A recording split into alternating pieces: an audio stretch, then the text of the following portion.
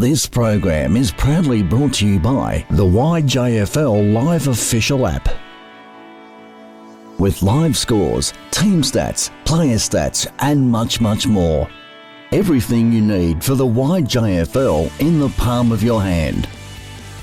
Download it from the App Store today.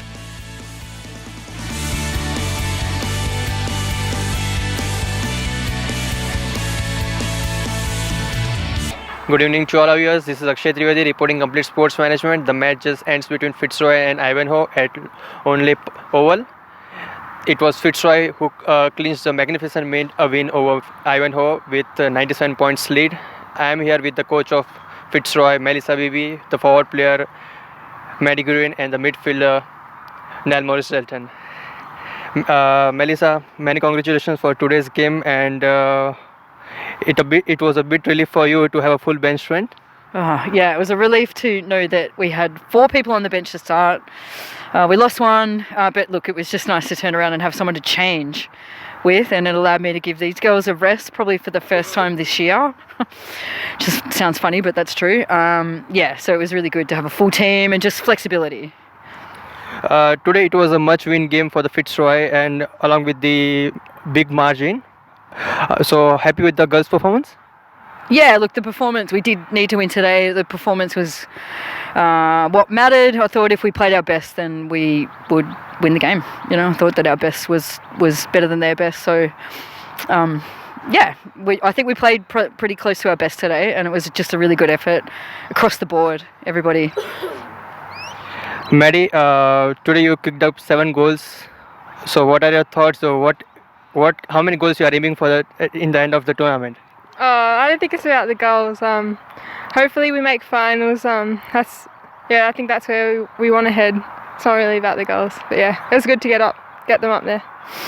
The news when you heard about when you are getting into the Australian squad, from there you are looking totally different in terms of performing for Team Fitzroy. So does it matter a lot for you? The Fitzroy games, do they?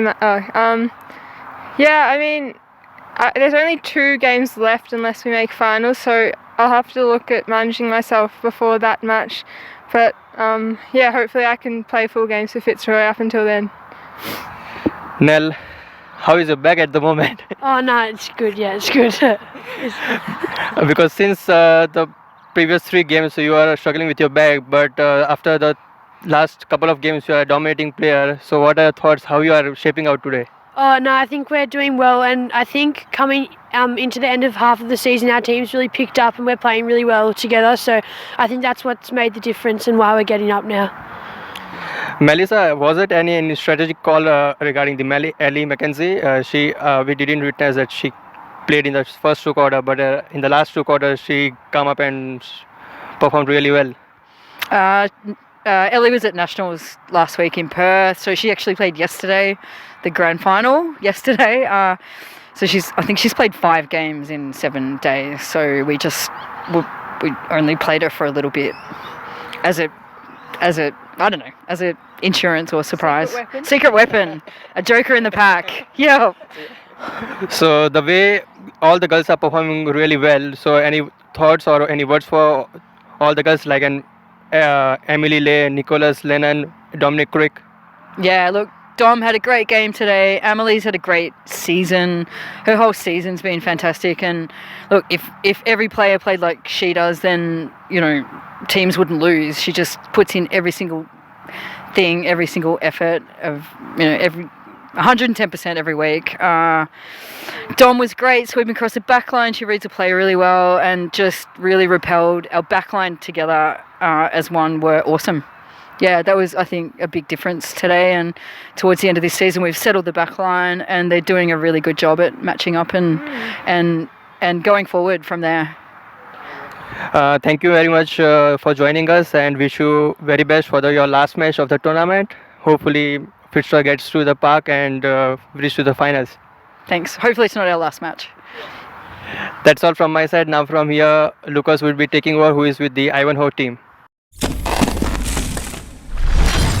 So I'm joined by the Ivanhoe coach, Mick, after a disappointing loss here at Olney Oval. Mick, 97 points, so finals is definitely out of the question. Yep, definitely out. But you must be looking forward to next year. There's a few new players who've been playing well recently, and they might look forward to next year. Yeah, unfortunately for us, Fitzroy are a very good team, and when they get space and time, they really cut you apart, and that's what happened today. Yeah. Now, I thought a couple of the players who perhaps aren't as prominent, Charlotte Williams and Charlie Rauch, were quite good today. Yeah, outstanding for first-year players. Yeah, really good. Their first halves were fantastic. Yeah. Now, unfortunately, we saw an injury. Sarah de Bomford, she's been really good all year. She's held down defence. What's going on there? Yeah, it looked pretty nasty. I'm hoping it's not a ACL, but I fear it might be. There was still some pain as she left the ground, and that sounds like it might be a good omen, because generally the pain goes when you do an ACL, so fingers crossed for her. Yeah. Now, I thought Bridget McLaren competed well today in the ruck, a bit undersized compared to her opponent, but she tried well all day. Yeah, no, she did an outstanding job, really. Yeah, she was up against a really tall girl, and I thought she held her own, yeah. And I saw her in the last quarter chucking a few new players into the midfield mix. That a sign of looking to the future? Yeah, it was. It was just to give some players who don't normally play there an idea of what they have to do to play in the midfield for next year. Yep. Well, thanks, Mick, for sticking around.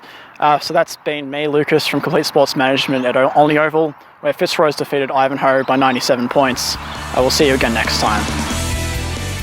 This has been another Complete Sports Management production.